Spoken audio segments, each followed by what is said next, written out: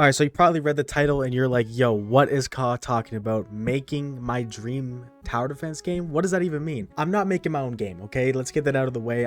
I'm not making a legitimate real game. This is actually going to be a different type of video. I'm going to be pretty much going through, bro, this dog barking, I'm going to kill it, bro.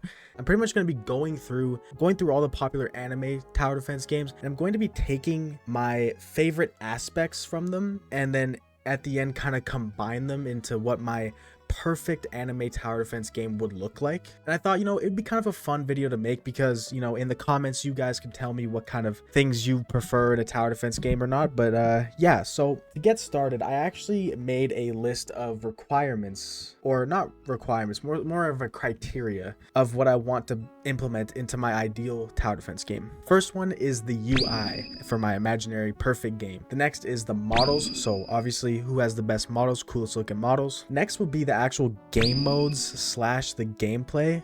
That includes things such as 2x speed, 3x speed, things such as if the game actually feels fun to play, if it's fun to sit there for hours and grind. Another thing is the quality of the updates. Do the games produce slop? Do they produce quality? I'm going to be breaking that down. And then there's time taken for updates, so obviously we're not choosing Vanguards for that category. And then my last point is overall quality of life features. So what is my ideal UI? Well, actually, now some of you may not agree, but I'm actually going to be taking Anime Last Stand's UI. I actually, in my personal opinion, I think they have the best UI out of all the tower defense games. That might be crazy because they used to have the worst one, but they've slowly been adding more to it, and I think it's gotten to a point where I can confidently say it's my favorite UI. I like having the units organized like this, and you can like scroll, and I like having them pop up on the side. I like seeing all this. I like being able to scroll for the upgrades. I like everything it has going on. And the most important feature is their search feature. They're the only tower defense game where searching actually works. If I want to search up Saitama, I can search his real name and they'll give me their equivalent to him in the game. It's so good. So I'm taking their UI. I like their quest UI. Their battle pass UI is nice. Most of their UI is nice. There's some older ones like the emote one I'm not really a big fan of, but overall I'm taking their UI because I genuinely do like it, especially the hover here, being able to hover and see like all this. I like how it's organized. I also really like the new way they're doing techniques. I think this is super cool. I'm taking ALS for my dream UI. Now the next point is models. Who's going to get my favorite models? Now this one might seem crazier than the UI, but my models are actually going to come from anime adventures. Now obviously we're not talking about these remodels that they've been doing, I'm not gonna, this is not Grimjaw, okay? But if you think about before what they used to look like, let's even say someone like Guts. He was such a clean model when he came out. He still is. And there's just like oh my god, they changed a lot since I last played. Oh, what did they do to my boy? Holy. Anyway, I'm thinking about this purely from what they used to look like before they got afraid of all the copyright and stuff. They used to have really nice models, and I will be taking the models from, let's say, Prime Anime Adventures for my favorite models. The next category is the game modes and gameplay. So game modes obviously had to go to ALS. They just have the most game modes. We have the boss rush event, and there's 3 different types of boss rushes. There's the extreme boosts, which I don't know if you can count as a game mode, but it's an extra thing of content. We have dungeons, which there's 3 dungeons. There's survival, which there's 3 types of survival. There's obviously raids, which there's a bunch of raids. There's tournaments. There's Infinity Castle. There's story with infinite and legend stages. There's also elemental caverns, and there's also challenges. Overall, I'm giving game modes to Anime Last Stand, but they do not get my gameplay approval. My actual favorite gameplay will be Vanguards. I genuinely have more fun playing Vanguards than ALS. If Vanguards had more content, then I would grind Vanguards more than ALS, which is perfect. Why we're making my perfect tower defense game, right? But yeah, so gameplay will go to Vanguards for me. The next point I have is overall quality of life features. Now this can go 2 ways. I could either go Vanguards or Anime Last Stand. Now it just depends on what kind of quality quality of life I want more? Do I want my dream tower defense game to be more like ALS, to where, you know, you can get thousands of rerolls in like a night and then be able to get the best traits ever,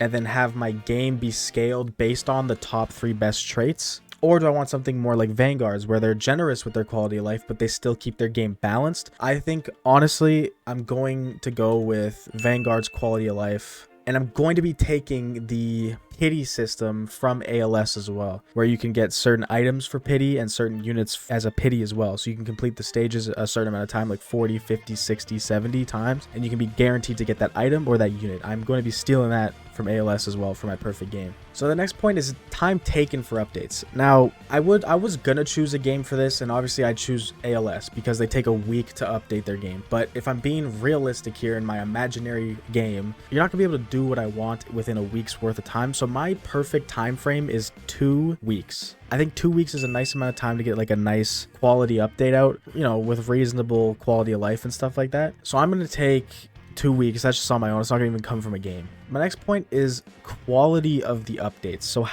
what kind of quality am I looking for in my updates? Do I want to take Anime Adventures quality? No. Do I want to take Anime Last Stands quality? Maybe sometimes, but a lot of their updates can be slop. So I think for overall quality, I don't think any tower defense game is perfect at putting out quality updates every time, but overall I think I'm going to take Anime Vanguards for updates. Another criteria I forgot to mention at the start that I want to add is actually maps. So who has the best maps, and whose maps am I going to be taking for my game? Now this one might also be controversial. I'm actually taking Anime Reborn's maps. Now you might be like, yo, obviously Anime Vanguards has better quality maps, and that I agree with. I agree that Vanguards has better looking maps, but I think for the essence of a tower defense game, Reborn does it very well. It's pretty enough for me to be like, ooh, this is a nice map, but you know, I also don't care about what's in the background. I don't care if there's like a crazy cool mountain in the background here, because all I need is to see this little section of the map, because this is where I'm going to be placing, and I think it's pretty. Vanguards has good maps, but a lot of the good hard work put into their maps is wasted just in the background, and you don't even see it most of the time. So I'm actually taking maps from Reborn, which is crazy for me to say, but I am. Alright, so another point we have to talk about if I'm making my dream tower defense game is trading. Will I have trading? Will I not have trading? I'm taking trading. I want trading in these games. I enjoy the idea of trading in a tower defense game. Now, who is going to get my trading stamp of approval? Who am I taking trading from? This might sound crazy, but Anime Defenders. Now, hear me out. I wouldn't make my game fall and fail because of the trading system like Anime Defenders did, but I like the way they had it set up. I really liked this wrap chart thing where you can see how much like a unit cost over time. I really enjoy this feature that they had. I also just really like how you can, you know, you set up a booth and you can put all the stuff you want on it and people can choose to buy it or not. It does encourage a lot of AFK, which I think if I was making a dream tower defense game, I'd try to work out how to make this not as AFK of a trading system. But I think the idea of it is super cool, and I like having this wrap chart here and everything like that. I just obviously wouldn't ruin my game with trading like they did with Anime Defenders. All right, well, to round off this video, I have one last piece of criteria that I want to talk about, and that is having fair rates. Now, no tower defense game, in my opinion, has fair rates for anything, because these games are coded to be gacha games. They're coded to where you have to spend money. You have to grind to get the same currency to then spin on a banner or, you know, a trait reroll to try to get the unit that you want or something like that. So in my imaginary tower defense game, I would make fair rates. I would rather have something to get really rare units. Instead of it being like a 0.001% chance to get from a banner, I'd rather have a really complex quest line, something that you can actually play and it feels like you're rewarded for doing the quest line. It would act maybe something similar to some godly quest lines in ALS, but less tedious and less just grind heavy. I'd rather do something where you have to do something specific to that unit's character in like the anime that they're from. So maybe it's something like, let's say the super secret rare unit is like Naruto, like 6 paths Naruto, like, you know, where he's all golden and stuff. Let's say maybe you have to collect all of the black ball. That sounds crazy. All the balls that are behind him, and to do that you have to do certain things with a Naruto character. Like maybe you have to activate Sage mode with one of your Narutos. Maybe you have to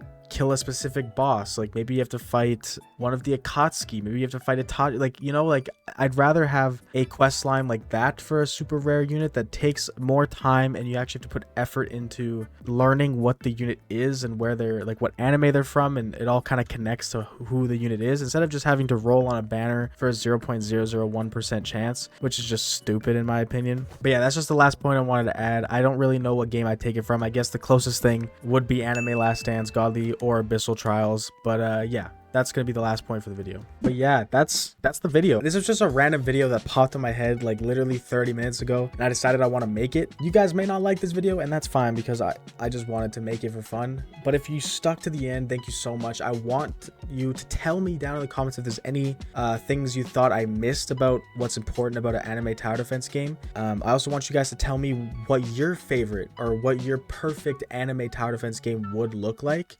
I'm really curious on what you guys think. But yeah, without further ado, my name is Ka. Thank you for being here, and I hope to see you guys all in the next video. Bye bye.